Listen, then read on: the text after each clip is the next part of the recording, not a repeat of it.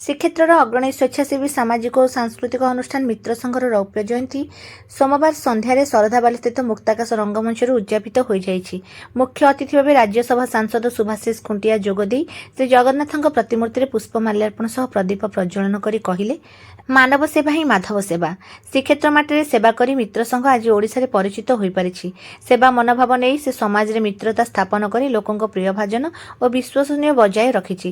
ସମ୍ମାନିତ ଅତିଥି ଭାବେ ଅର୍ବାନ୍ ବ୍ୟାଙ୍କର ନିର୍ଦ୍ଦେଶକ ବୀରେନ୍ଦ୍ର କୁମାର ନାୟକ, ବରିଷ୍ଠ ସେବାୟତ ଭଗବାନ ସୁଆର, ବରିଷ୍ଠ ସେବାୟତ ଗୋପାଳ ଚନ୍ଦ୍ର ଖୁଣ୍ଟିଆ, ଦିବେଲର ଅଧ୍ୟକ୍ଷ ସିଦ୍ଧାର୍ଥ ରାୟ, ଗୋ ସେବକ ରକ୍ଷକ ରାଧାମାଧବ ଦାସ, ସମାଜସେବୀ ପ୍ରଫୁଲ୍ଲ କୁମାର ନାୟକ, ସମାଜସେବୀ ଚକ୍ରଧର ମହାପାତ୍ର, ରଣପୁର ପୂର୍ବତନ ବିଧାୟକ ସତ୍ୟନାରାୟଣ ପ୍ରଧାନ, ଅନୁଷ୍ଠାନର ଆବାହକ ଅନନ୍ତ ଶତପଥୀ, ସମ୍ପାଦକ ରାଜୀବ କୁମାର ମହାପାତ୍ର ପ୍ରମୁଖ ମଞ୍ଚରେ ଉପସ୍ଥିତ ରହି ମିତ୍ର ସଂଘର ସେବାକୁ ପ୍ରଶଂସିତ କରିଥିଲେ।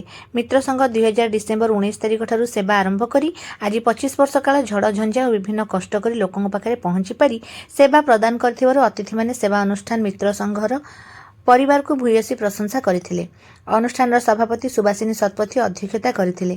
ପ୍ରାରମ୍ଭରେ ଭାରତୀୟ ଚତୁର୍ଧାମ ବେଦଭବନ ନ୍ୟାସର ପାଠଶାଳାର ବିଦ୍ୟାର୍ଥୀମାନଙ୍କ ଦ୍ୱାରା ବେଦପାଠ ପରିବେଷଣ କରାଯାଇଥିଲା। ଅତିଥିମାନଙ୍କୁ ପୁଷ୍ପଗୁଚ୍ଛ ଓ ଉପଢୌକନ ପ୍ରଦାନ ସହ ସମ୍ବର୍ଦ୍ଧିତ କରାଯାଇଥିଲା।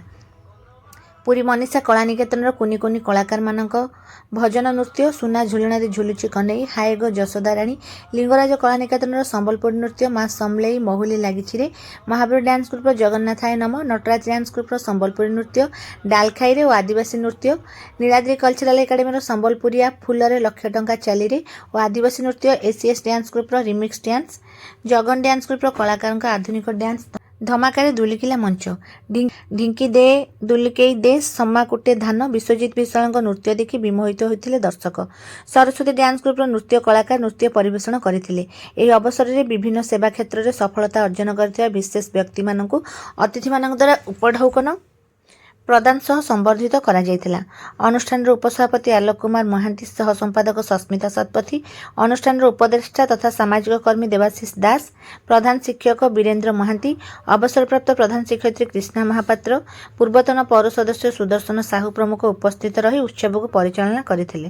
ଲଲାଟେନ୍ଦୁ ମିଶ୍ର ମଞ୍ଚ ସଞ୍ଚାଳନ ଓ ଅତିଥି ପରିଚୟ ପ୍ରଦାନ କରିଥିଲେ। ଅନୁଷ୍ଠିତ ହୋଇଥିବା ପ୍ରତିଯୋଗିତାରେ କୃତି ପ୍ରତିଯୋଗୀମାନଙ୍କୁ ଅତିଥିମାନଙ୍କ ଦ୍ୱାରା ପୁରସ୍କୃତ କରାଯିବା ସହ ପ୍ରଶଂସାପତ୍ର ପ୍ରଦାନ କରାଯାଇଥିଲା। କାର୍ଯ୍ୟକ୍ରମରେ ସଂଯୋଜକ କପିଳେଶ୍ୱର ମହାପାତ୍ର, ସାଂସ୍କୃତିକ ସମ୍ପାଦକ ସରୋଜ କୁମାର ମହାନ୍ତି, ମୃତ୍ୟୁଞ୍ଜୟ ପାଣି, ଏସ୍ ପିଣ୍ଟୁ, ରବିନାରାୟଣ ବେହେରା, ରୋଜାଲିନ୍ ଲେଙ୍କା ପ୍ରମୁଖ ରଙ୍ଗାରଙ୍ଗ କାର୍ଯ୍ୟକ୍ରମକୁ ପରିଚାଳନା କରିଥିଲେ। କିଶୋର ଆଚାର୍ଯ୍ୟ, ସନ୍ତୋଷ କୁମାର ସାହୁ, ଜଗଜିତ ବିଶୋଇ, ସ୍ମୃତିରଞ୍ଜନ ପାଲ, ନିଖିଲ କୁମାର ଓଝା, ସାହିଲ କୁମାର ମହାନ୍ତି, ସତ୍ୟ ଶୁଭମ ଦାସଙ୍କ ସମେତ ଅନୁଷ୍ଠାନର ସମସ୍ତ ସଦସ୍ୟମାନେ କାର୍ଯ୍ୟକ୍ରମରେ ସହଯୋଗ କରିଥିଲେ। ଶୀତୁଆ ରାତିର କାକରରେ ଓଡ଼ିଶୀ ନୃତ୍ୟ, ସମ୍ବଲପୁରୀ ନୃତ୍ୟ, ଭଜନ ନୃତ୍ୟ, ଆଦିବାସୀ ନୃତ୍ୟ ଓ ଆଧୁନିକ ଡ୍ୟାନ୍ସ କଳାକାରଙ୍କ ନିଖୁଣ ନୃତ୍ୟ ପ୍ରଦର୍ଶନରେ ଦର୍ଶକମାନେ କରତାଳି ଦେଇ ମନଭରି ଉପଭୋଗ କରିବା ସହ ନୃତ୍ୟଶିଳ୍ପୀମାନଙ୍କୁ ଉତ୍ସାହିତ କରିଥିଲେ।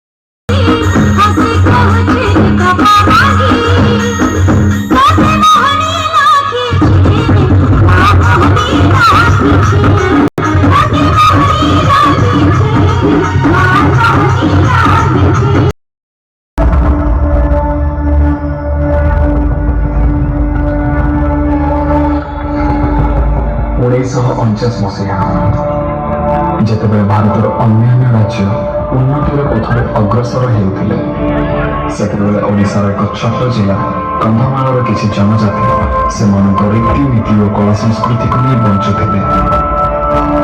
ସେମାନଙ୍କ ଭିତରୁ ଏକ ଜାତି ହେଉଛି ଡାକୋଲ। ବର୍ଷର ପ୍ରଥମ ଫସଲ ହେଉ କିମ୍ବା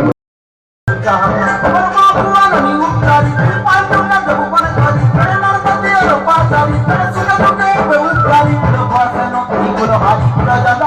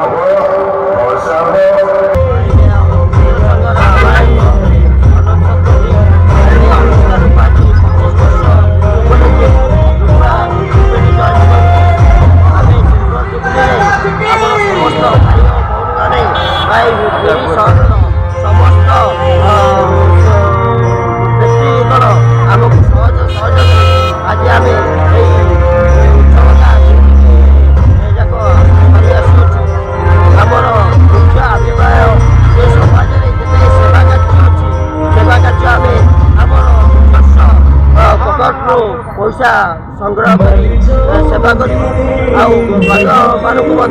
प्रबल बंटन आरंभ कर बात्या अंचल आम निज तरफ खाद्य बंटन रथयात्रा समय 9 दिन जाक आम भक्त मान खाद्य जोगे आसू दीर्घ 25 वर्षर सफलता तो 25 वर्षर 2 दिनिया कार्यक्रम एत सुंदर भाव कराए श्रेय क्या मोर अनुष्ठान भाई मैंने 25 वर्ष तक बिना पैसा न निजर सहकारी चेष्टा कर आज जगह उपस्थित कर मोर समस्त से मित्र संघ जो सेवा जोगे